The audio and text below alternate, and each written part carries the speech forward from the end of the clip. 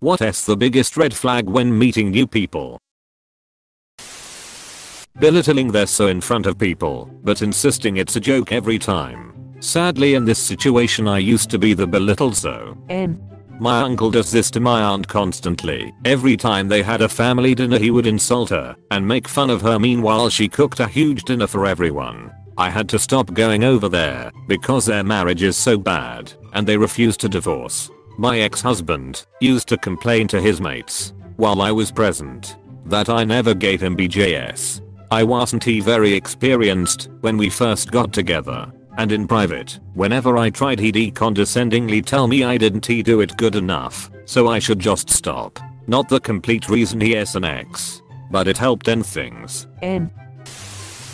I've seen a lot of answers along the lines of when they say negative things about others, which I agree with BTW, but for me a huge red flag is when someone can let someone else receive praise or be the center of attention. I've met people in the past who have shown small signs of jealousy when I've praised mutual friends, siblings, strangers etc. And in each case it was indicative of bigger jealousy and self-esteem issues that led to some messed up stuff. The absolute worst is people trying to one-up another person's suffering. It's one thing to listen and say back quote I have a similar experience, this is what it is, so I can relate to what you're going through, but it's entirely another when it's oh you've sprained your ankle, I broke mine in 3 places and was on crutches for months. What you're going through is nowhere near as bad. Never ever dismiss someone else's pain because you think you've been through worse. Edit. First silver. First any badge. Thank you kind stranger. I call this the Misery Olympics. I tell people that there's no need to compete in the Misery Olympics and we can all be miserable together lol. They don't listen to what you say and respond accordingly. They only wait for you to stop talking so they can talk about whatever they want to talk about. I know people that don't even wait for me to stop. Now imagine those people being your best buds. I don't need to imagine that. Listen. I don't need to be personally attacked like this. Everyone here talking about slightly negative people. But Op asked for the biggest red flag. So I am gonna go with having a swastika scar on their forehead. Nazi, what you going do when the war is over? When they re judgmental and critical of others, but never of themselves. You know my father? Yay. I seen him at the store buying milk a few years ago. Is he still there? I think so. The lines were really long. They don't really listen to you or pay attention to what you're talking about, but expect you to be totally engaged with whatever they say and act put out if you aren't. Subtle signs that they aren't remotely interested in you, and the only way you two are together is maybe because an obligation/favor. People change their tune often when they have to conceal their feelings of disdain for someone. What kind of signs would you list as examples? On their phone a lot, ignoring what you say, pretending to be busy with something else. Personally it's pretty obvious when people are just faking being busy. When you barely know them and they act like your best friend. Then later ask to borrow money. Yikes. How to tell who is a leecher in minutes. Or a drug addict. Asking me to PM them my ankle. Massive red flag. Open bracket. When they only talk about themselves. I hate that. They should be talking about me. So tell me about myself. Allow myself to introduce myself. When they start talking about the tons of money I'm going to be making with their new business venture in selling knives door to door. This knife will cut right through your shoes. Well, pretend this shoe is whatever you people eat. Maybe it is a shoe. If they can't take no for an answer.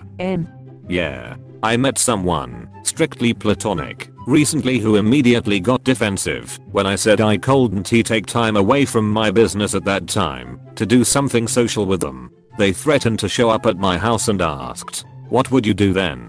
There had been a bunch of red flags with this person leading up to this point, but that was where I was like, goodbye, psycho. That's not how any healthy friendship/acquaintanceship works.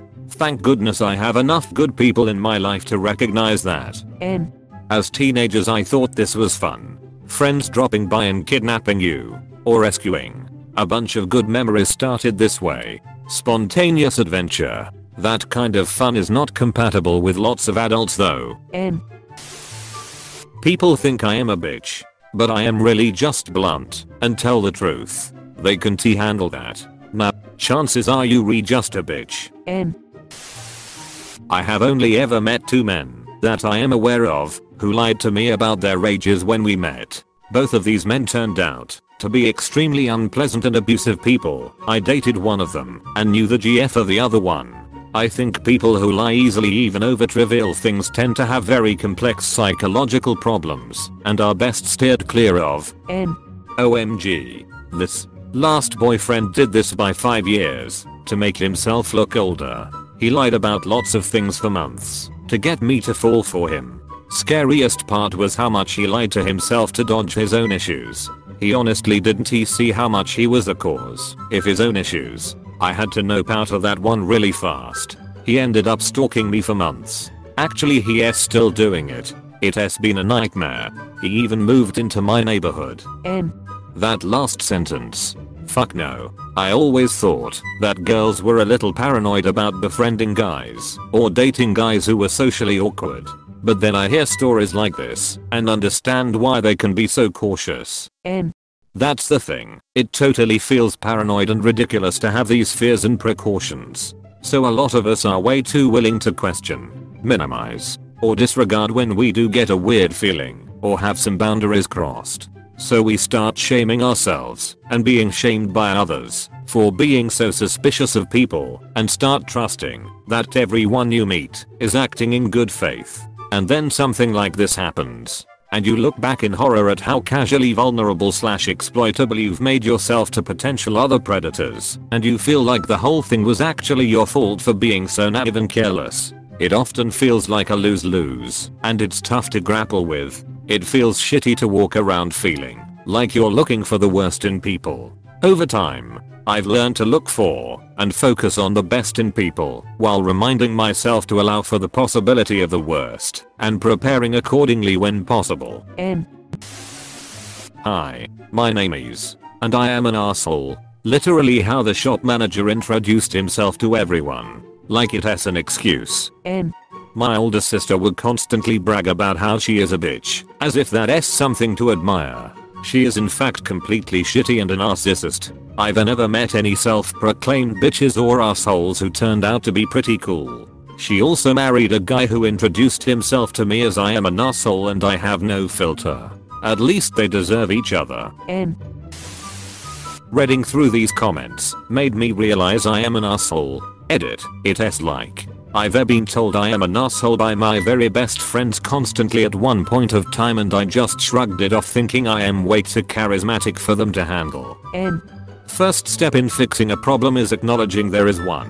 Being an asshole isn't permanent. Keep up the good work. Edit. Thanks for the silver. It's my first medal ever. Let us be honest. We often see these red flags, but deliberately push on to form a relationship. If the relationship goes bust, we critique ourselves for not heeding the warning signs. This is an unjust self-criticism. I know a woman who is dating a guy who dated one of my friends. This guy is former, likely current, drug addict, alcoholic, adulterous, has cheated on every woman he has been with, including this new girl. Pathological liar. I mean that in the clinical sense. Not hyperbole. Narcissist, again.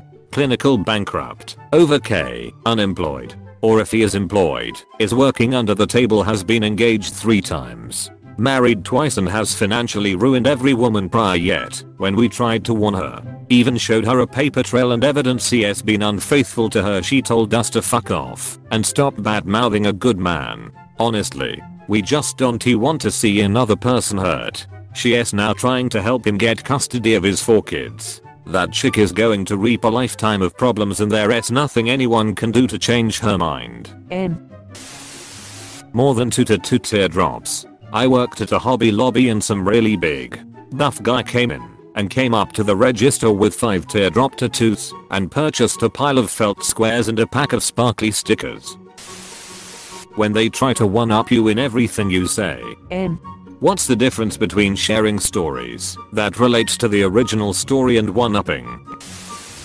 Too much information too quickly. People who divulge too much about themselves from the offset generally have poor boundary issues. I speak from experience. I'm a recovering poor boundary haver.